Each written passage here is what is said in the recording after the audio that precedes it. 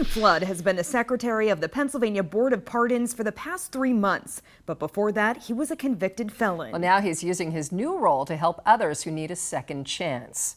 WGAL News 8's Tosin Fakile has his story.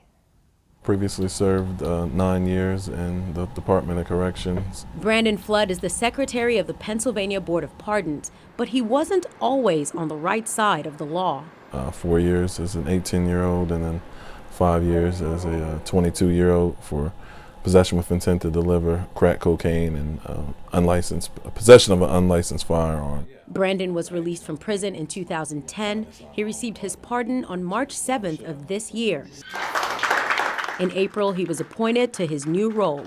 I had a public policy background and actually worked on clemency reform before I put in my own application for clemency. So having that background not only made me qualify, but also going through the process as an applicant successfully, only kind of sharpened my sword. Flood says the pardon process takes about 2.5 years from the time a person applies, and he wants to get that down to a year. And he's also making other changes. The first thing we did was we got rid of the fees associated with filing for clemency.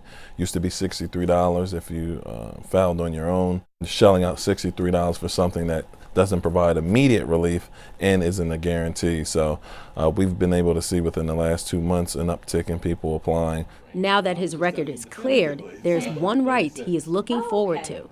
Jury. I mean, probably the thing I'm looking forward to the most is actually serving on a jury.